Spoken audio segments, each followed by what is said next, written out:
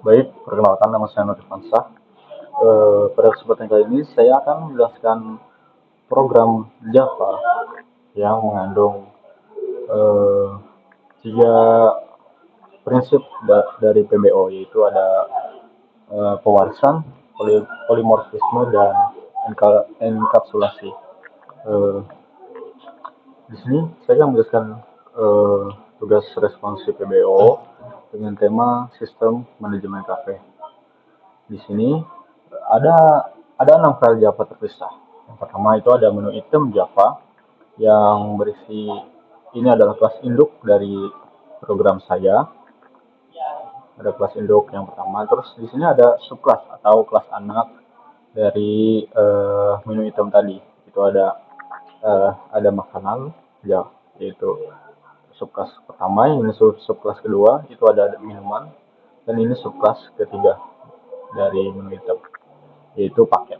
Terus ada KP manajemen, ini adalah untuk mengelola sistem KP-nya, kelas untuk mengelola sistem KP, dan ini adalah main class untuk sistem manajemen KP-nya. Oke, yang pertama saya akan menjelaskan eh, super class, yaitu menu item atau kelas induk dari sistem manajemen KP ini. Yang pertama, di sini saya akan menginisiasikan 6 6 variabel atau atribut umum untuk semua menunya. Itu ada kode menu, nama menu, harga, kategori, stok, sama tersedia atau tidak tersedianya. Lalu kita inisiasiin konstruktor default, atau bisa dibilang di sini kita inisiasiin semua variabel tadi itu dalam nilai default, yaitu kosong atau true untuk yang tersedia. Jadi itu tidak ada nilainya untuk setiap variabelnya. Lalu di sini adalah konstruktor konstruktor dengan parameter kita inisiasiin variabelnya tadi itu dengan sesuai tipe variabelnya. Ada string, ada integer, ada boolean. Terus untuk list kode menu ini itu adalah variabel instannya agar agar nilainya tadi sesuai sama parameter yang kita inisiasiin seperti itu. Jadi setiap variabel itu nanti ada getter dan setternya untuk menangkap atau mengubah nilai dari inputan si pengguna sistem seperti itu. Lalu ada beberapa metode di menu item ini. Yang pertama itu adalah metode untuk menambah stok. Di sini simpel saja analoginya. Eh, Jika di stok itu ditambah, maka kita perlu mengecek apakah stok itu lebih dari nol. Jika lebih dari nol, maka stok ini kita eh, tersedia ini otomatis terus. Dan ada metode untuk menampilkan informasi menunya, seperti ada kode menu, nama menu, dan harga. Ini ada string format. Di sini persen ini adalah untuk menambah koma dari angka ribuan lah. Dan out ini seperti pemisah uh, pemisah ribuan. Pokoknya nanti inputan otomatis misalnya 25.000, maka setelah 25 itu akan diberi koma seperti itu. Lalu lanjut untuk subclass yang pertama dari menu item ini, yaitu minuman. Baik, lanjut untuk subclass pertama, yaitu subclass minuman. Ini adalah kelas anak dari kelas induk, yaitu menu item. Di sini terlihat public kelas minuman, extend menu item itu adalah berarti mewarisi dari kelas induk, yaitu menu item. Eh, Lalu untuk minuman ini ada 4 atribut khusus, yaitu ada jenis minuman, nanti inputannya itu adalah kopi atau non kopi, atau smoothie atau jus. Lalu ada ukurannya yang berupa small, medium, atau large, atau lalu ada es atau hangat. Jika true itu maka sama dengan es, lalu false itu sama dengan hangat. Lalu ada tingkat manis, yaitu normal, sugar, atau non sugar. Di sini misalnya kita menginisiasikan konstruktor konstruktor default, tapi terlihat di sini ada super, itu adalah untuk kita menginisiasikan atribut khusus yang ada di menu item. Jadi kita perlu menginisiasikan menu khusus yang ada di atribut khusus yang ada di menu item terlebih dahulu, baru kita menginisiasikan atribut khusus yang ada di minuman seperti itu. Jadi kita tidak perlu memanggil satu persatu, contohnya this, menu item, this, kode item, seperti itu kita tidak perlu, cukup menginisiasikan super saja. Konstruktor dengan parameter. Di sini sama saja, tapi bedanya kan dengan konstruktor default, kita menginisiasikan parameter atau variabelnya itu sesuai dengan tipe datanya. Lalu di sini juga kita menginisiasikan super, yang ada atribut di dalam file menu item yang kelas induk tadi. Itu ada kode menu, nama menu, harga, kategori, stok, dan tersedianya. Lalu kita inisiasiin 4 atribut khusus yang ada di subkelas minuman ini. Lalu untuk getter dan setternya kita tidak perlu menginisiasikan yang ada di menu item. Kita hanya cukup menginisiasikan getter setter khusus untuk atribut yang ada di subkelas minuman ini aja. Lalu di sini ada display info atau metode yang menampilkan hasil dari kategori minuman ini, tapi berupa tipe override atau kode yang kita ambil dari kelas induk, tetapi kita hampir sama seperti kelas induk, tapi kita hanya merubah detailnya sedikit. Seperti itu, ada detail minuman kan di sini sebelumnya dari kelas induk. Gitu. Lalu ada metode khusus untuk custom minuman. Untuk metode custom minuman ini kita inisiasiin dengan parameter, yaitu ada ukuran, es hangat, dan tingkat manis. Seperti itu. Lalu lanjut ke subclass yang kedua, yaitu ada makanan.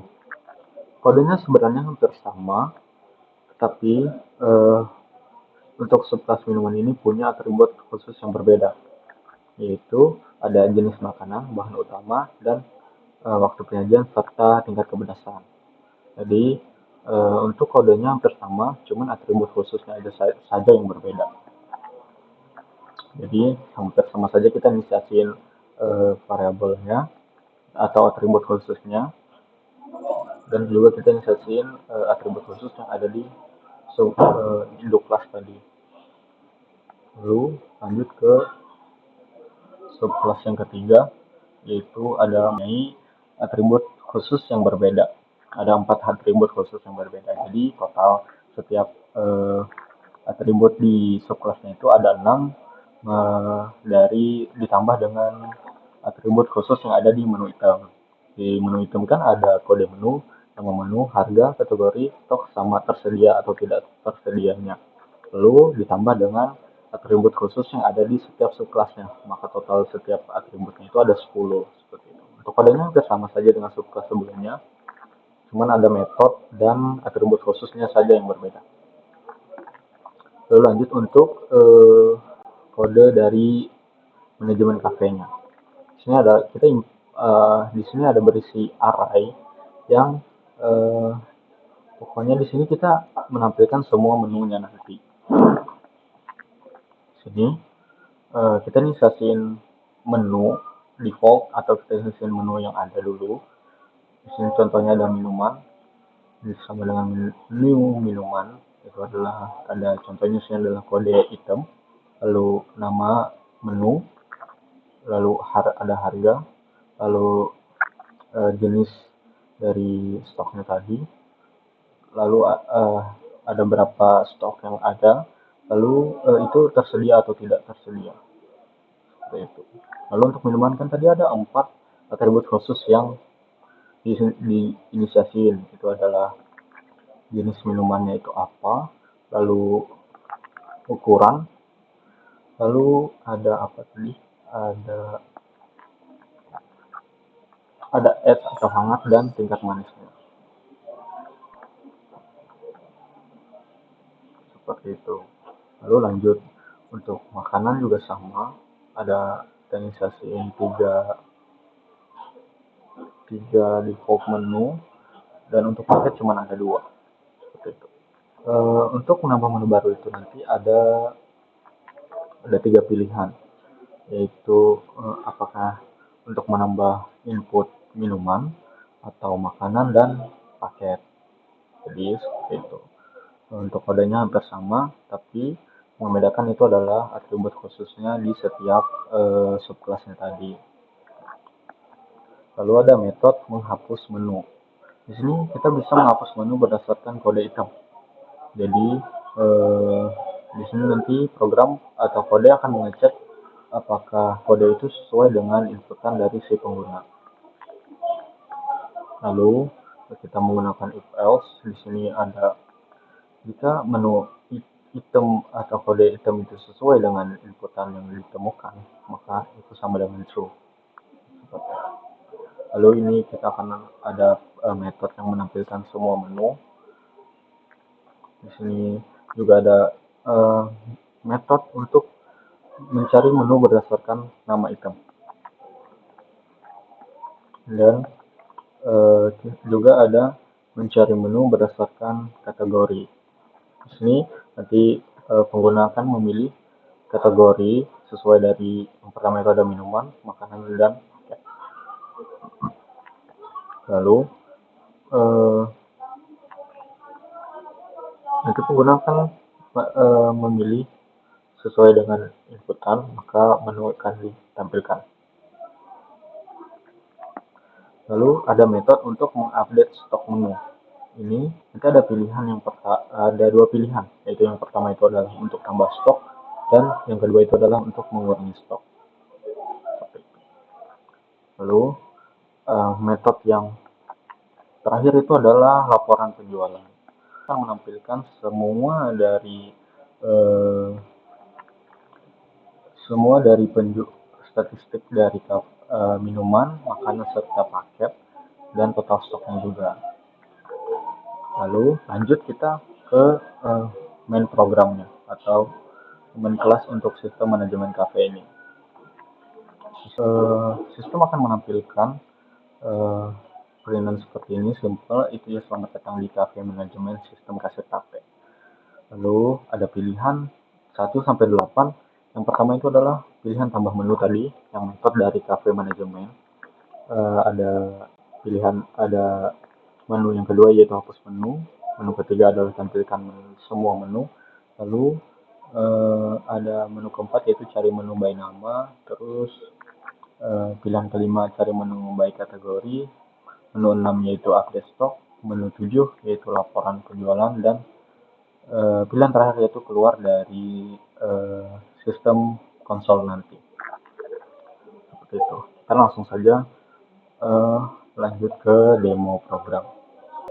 Sini terlihat output dari program, yaitu ada pilihan 1 sampai 8. Pertama, saya akan menampilkan semua menu yang ada, yaitu pilihan ketiga. Baik, terlihat di sini ada beberapa menu, yaitu ada 8 item menu, baik itu minuman, makanan, dan paket. Bisa dilihat. Lalu saya akan menambah menu baru untuk minuman contohnya. Lalu kode menunya bisa kita input M009. Lalu nama menunya adalah kita Justy. Harganya itu adalah 20.000. Stoknya itu ada 10. Lalu ini tenisiin non kopi. Lalu ukurannya medium. Lalu untuk es atau hangat ini kita beri true. Lalu untuk tingkat manisnya itu adalah normal. Nah, menu berhasil ditambahkan. Kita kembali mengecek ke tampilkan semua menu. Oke, di sini bisa terlihat hasil inputan kita tadi, yaitu ada kode menunya 009, nama menu itu Justy, dengan harga 20.000, serta stok 10 dan statusnya itu tersedia. Lalu ada detail minumannya juga, ada non kopi, medium, es dingin, es atau dingin, dan tingkat manisnya itu normal. Lalu kita cari menu berdasarkan nama. Kita mencari nama menu yang baru saja kita tambahkan, yaitu tadi Justy. Bisa terlihat hasil pencariannya itu berhasil menampilkan menu yang baru saja kita tambah tadi, yaitu menu Justy dengan harga 20.000 serta itu ada detail minumannya juga, seperti itu. Lalu kita bisa mencari menu berdasarkan kategori. Di sini kita pilih kategori yang kita baru saja tambahkan tadi, yaitu minuman. Otomatis semua item yang berkategori minuman itu akan ditampilkan. Dan juga ada menu item yang baru saja kita tambahkan tadi. Lalu kita mengupdate stok menu. Nah, misalnya kita mengupdate menu yang baru saja kita tambahkan tadi. Nah, itu Justy. Stok saat ini ada 10. Lalu kita kurangi stoknya. Stoknya misalnya ada 5 saja tersisa. Stok berhasil dikurangi, sekarang stoknya cuma ada 5. Kita cek lagi ditampilkan semua menu. Baik, bisa dilihat di sini untuk minuman Justy itu stoknya tinggal tersedia 5 saja. Lalu kita bisa menampilkan laporan statistik kafenya, yaitu pilihan menu ke-7. Di sini ada laporan statistik kafe berdasarkan menu. Ada minuman itu ada 4 item, makanan 3 item, paketnya ada 2 item, maka total menunya ada 9 item dengan total stok ada 118. Lalu ada estimasi nilai inventory dan harga rata-rata per item. Baik, dan kita pilih menu terakhir, yaitu keluar, itu ada 8. Baik, di sini bisa terlihat konsol sudah berakhir sesuai dengan. Baik, itu adalah penjelasan singkat dari program responsif saya, yaitu dengan tema sistem manajemen kafe. Baik, sekian dari saya, Nori Pansah. Terima kasih.